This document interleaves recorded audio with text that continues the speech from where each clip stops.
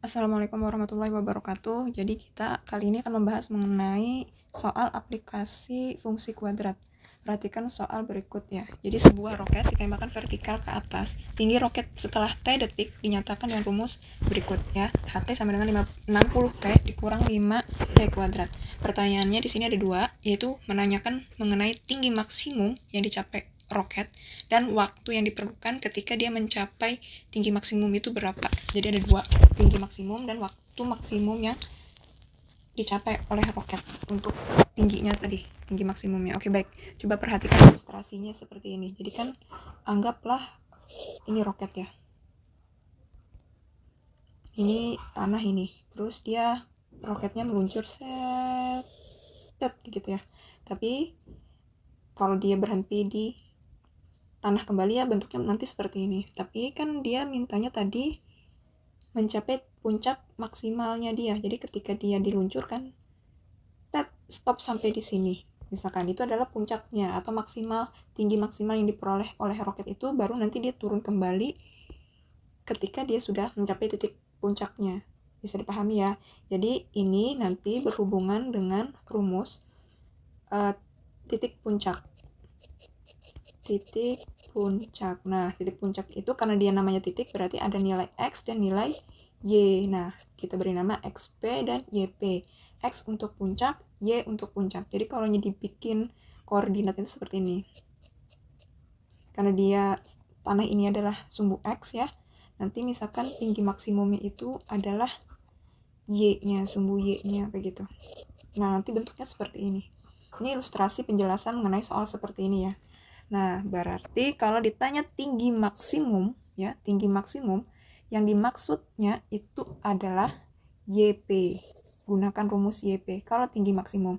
Tapi kalau waktunya, kalian perhatikan deh rumusnya yang ini ya. Kalau kalian perhatikan, yang di dalam kurung ini kan variabelnya. Biasanya kan kita menuliskan fx, gx, yang di dalam kurung ini adalah variabel X gitu. Nah, berarti kalau ditanya waktu maksimum, ya, waktu maksimum, kan tadi katanya waktu itu disimbolkan dengan T detik. T itu adalah waktu, time, kayak gitu kan. Berarti untuk menentukan waktu maksimumnya ini, kalian menggunakan rumus XP. Waktu maksimum, ya. Nanti perhatikan soalnya kembali, dia mintanya waktu maksimum atau waktu ketika roket itu mendarat kembali ke tanah, ya, berhenti di tanah. Ketika diluncurkan berhenti di tanah seperti itu, beda lagi kasusnya. Jadi ini kasus ketika dia mencapai puncak maksimumnya, ya, menggunakan XP dan YP. YP digunakan untuk tinggi maksimum, XP digunakan untuk waktu maksimum, waktu ketika dia mencapai titik puncaknya itu, titik puncaknya. Oke.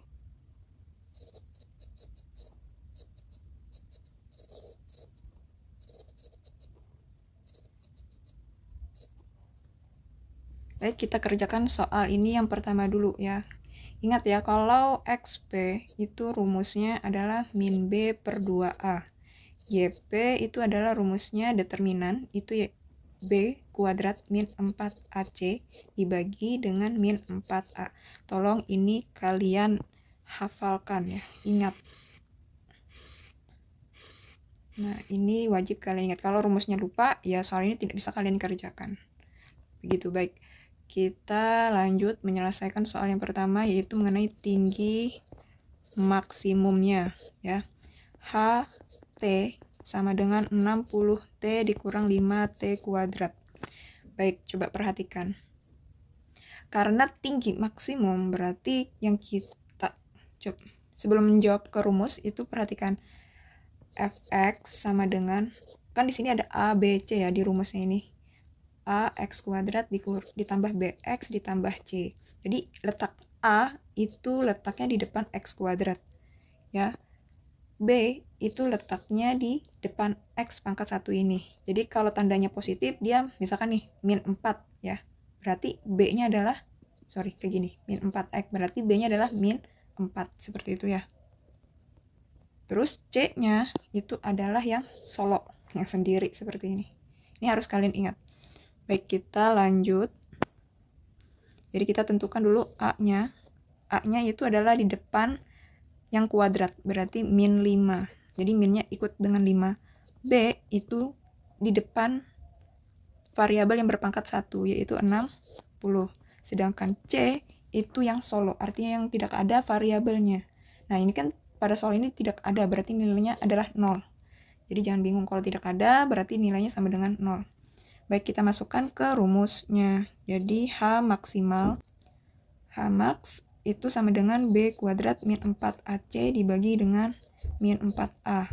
Substitusikan nilainya, berarti 60 kuadrat dikurang 4 dikali A-nya negatif 5, C-nya itu 0, dibagi dengan min 4 dikali negatif 5. Ya, sama dengan 3.600. Ini karena dikali dengan 0, otomatis semuanya jadi 0. Jadi udah, gak usah dihiraukan. Karena kalau dikurang 0 pun tetap 3.600, jadi nggak usah dihiraukan aja, nggak usah langsung. Min 4 dikali negatif 5 itu kan 20.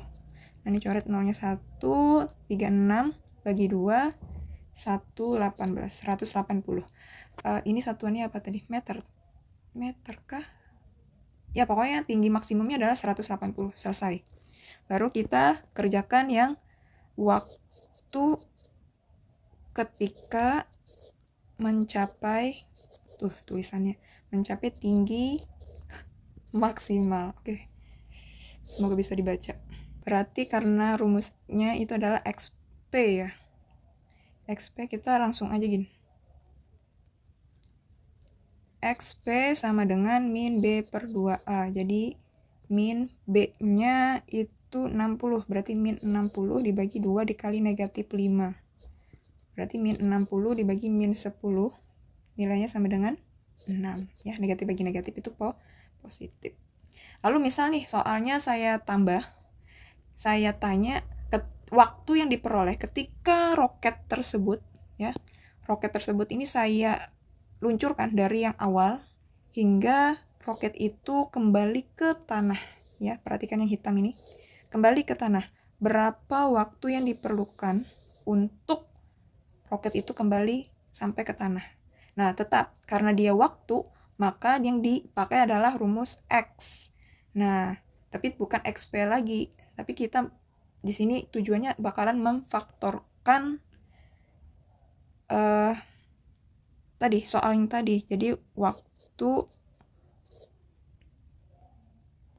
roket kembali ke tanah itu sama aja dengan HT 60T dikurang 5T kuadrat, ya.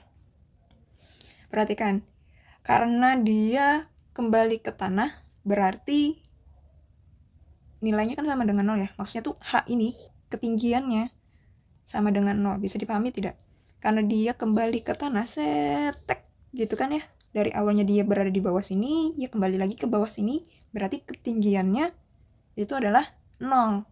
Dia nggak naik, tapi dia berhenti di titik awalnya itu di tanah itu. Semoga bisa dipahami. Berarti H-nya, ketinggiannya itu nilainya sama dengan 0. Jadi 0 sama dengan 60T dikurang 5T kuadrat. Seperti itu ya. Nah, lalu nanti kalian faktorkan. Nah, cukup gampang menurut saya memfaktorkan bentuk seperti ini. Karena dia cuma terdiri dari dua suku dengan variabel. Masing-masingnya ada variabel. Jadi caranya seperti ini. Keluarkan T-nya. Ya, keluarkan T-nya. Di sini T-nya ada 2. Di sini T-nya ada 1. Berarti kita keluarkan T-nya 1.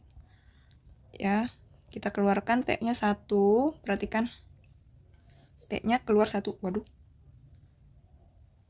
T-nya keluar 1. Setelah itu kelipatan 5 dengan 60. Itu kira-kira mereka masing-masing bisa dibagi dengan berapa ini? Kalau yang nggak mau, ya nggak apa-apa. Misalkan T-nya keluar 1, sisanya di sini 60 dikurang 5. T-nya kan tadi 2 ya. Keluar 1, sisa 1. Jadi seperti ini. Bisa dipahami tidak? Ini itu konsepnya adalah perkalian. Nih, T kali 60, 60T. T dikali min 5T ya kembali 5T kuadrat. Seperti itu sebenarnya konsepnya. Tapi cara memfaktorkannya supaya gampang dipahami seperti ini.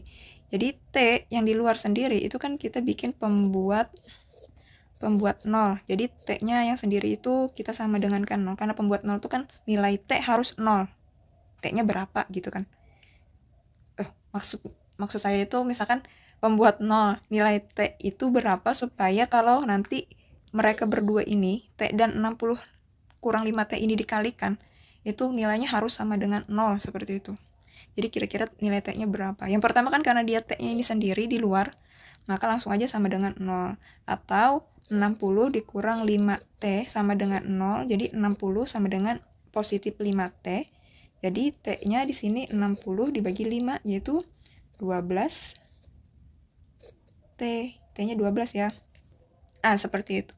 Nah, yang dimaksud dari T sama dengan 0 dan T sama dengan 12 ini, ya, itu adalah T yang sama dengan 0, ini adalah T awalnya. Sebelum roket itu meluncur, T awalnya. Sedangkan T sama dengan 12 ini adalah waktu yang diperlukan roket tersebut hingga kembali ke tanah lagi. Jadi, ini tadi T sama dengan 0, ini T-nya sama dengan 12. 12-nya berarti 12 second, karena T itu dalam bentuk detik ya tadi. Soalnya dalam bentuk detik. Nah, seperti itu. Ini harus kalian pelajari dan pahami, jangan sampai salah pemahaman dalam menyelesaikan soalnya. Saya akhiri, wassalamualaikum warahmatullahi wabarakatuh.